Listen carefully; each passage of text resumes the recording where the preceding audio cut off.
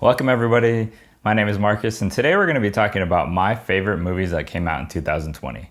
I will admit these probably aren't the best movies that came out this year, but they were my favorite. So I want to kind of go into each one, talk about them a little bit. I'd love to hear what your 5 favorites are or if you agree or disagree with any of these movies.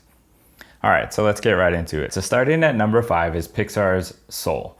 I actually was really impressed with this movie. I had no expectations going into it. Their trailer really didn't tell you anything about it. So I really didn't have high expectations, low expectations, other than it's a Pixar movie, and Pixar movies are always good. You know, Onward came out earlier this year. That was a great movie. I love the ending of that movie. So this one, I had Pixar expectations.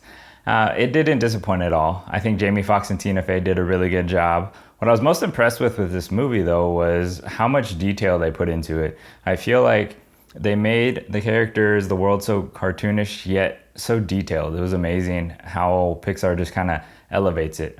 My favorite Pixar movie of all time, Coco, goes into so much detail with all the lights. The world they created was absolutely beautiful, and I feel like each movie they kind of just step up with more and more detail, so it's very impressive. I would definitely recommend checking out Soul, and that's why it's my number 5. So coming in at number 4 was going to be Bad Boys 3 or Bad Boys for Life. I know you guys probably forgot this movie came out this year completely because it came out way back in January. I actually had the pleasure of watching it in the movie theater, so it definitely adds to an action movie with the great sound, the huge screen. I definitely missed that, but it's a really good movie. If you like the first two, you'll love this one. There's plenty of action. They actually managed to bring back most of the actors from the previous movies, so it was nice to see them again. It felt like kind of like a Bad Boys reunion. They ramped up the action. They added more to the plot as well. It kind of gets into Will Smith's character's backstory a little bit more, which made it a little more interesting. Seemed a little ridiculous too, but you know, it's Bad Boys. What do you expect? So it was great to see Martin Lawrence and Will Smith on the screen again. They are hilarious. They're nothing short of the humor with it. I really enjoyed it. If you haven't seen it, check it out. If you haven't seen any of the Bad Boys, I would watch those. They're very entertaining. I love that trilogy, and I think they really delivered for Bad Boys 3. Coming in at number 3 of my favorite movies for 2020 was actually The Invisible Man. I had a lot of doubts about this movie, I'm not gonna lie. And personally, I don't really like Elizabeth Moss as an actress very much, but I was pleasantly surprised. This movie turned out to be way better than I expected. Surprise. The Invisible Man, you know, is overdone. There's plenty of stories. Look at Kevin Bacon with Hollow Man. You know, it's not a unique story, but they managed to actually kind of change it up. They modernized the story. They added a lot of plot twists that I wasn't expecting, and I pretty much was on the edge of my seat through most of the movie. I was trying to figure out what was going on, and they did an amazing job storytelling with that. And Elizabeth Moss did an amazing job as her character. She played it perfectly. Admittedly, she had to play what seemed like a crazy woman, and she did an amazing job. So hats off to her. I really did enjoy this movie, and I felt like it really fell under the radar, and a lot of people probably haven't seen it. So I would highly recommend you check out that movie. It is kind of scary, very intense, so forewarning with that, but definitely check it out.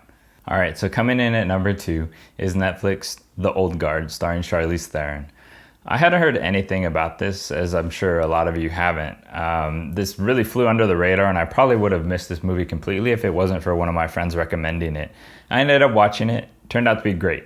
The action is super intense. The choreography is really good. If you like Charlize Theron, you'll love her in this. She plays a really cool character.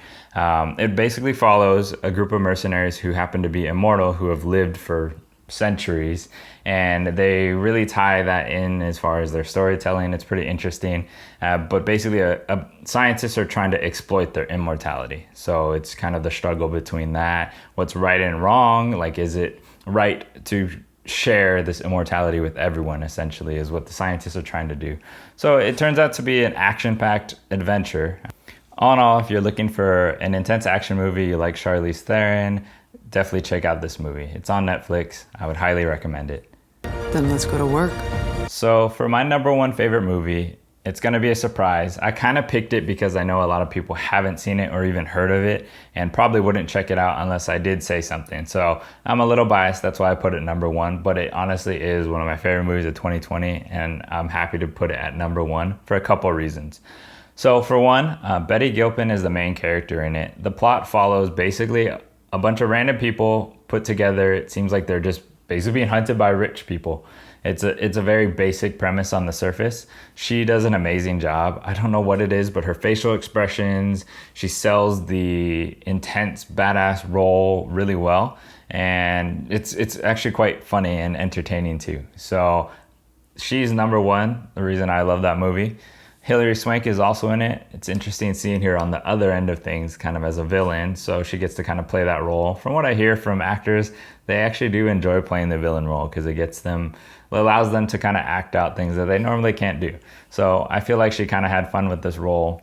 The action is really intense. Forewarned, it's very brutal. It's definitely an R-rated movie, so not for kids at all. But the action's super intense. I really liked it. It was not too over the top, somewhat believable, kept you engaged. And overall, the plot is very entertaining. I've watched this movie quite a few times. I've introduced it to a couple of my friends. So I highly recommend this movie. If you haven't checked it out, definitely do so. I would say that it's probably one of the most overlooked movies of the year. So that wraps it up for my 5 favorite movies of 2020. I know 2020 was not the best year. We probably want to forget a lot of things. However, I did really like these movies. Hopefully you have other favorite movies. I'd love to hear what your top 5 are. I am really looking forward to 2021 and all the movies that are coming out and getting back into movie theaters. Definitely looking forward to that. So if you did enjoy this movie, I would really appreciate a like and subscribe. It really helps me out. I want to keep making great content for you guys. Thanks again for watching. Have a great day.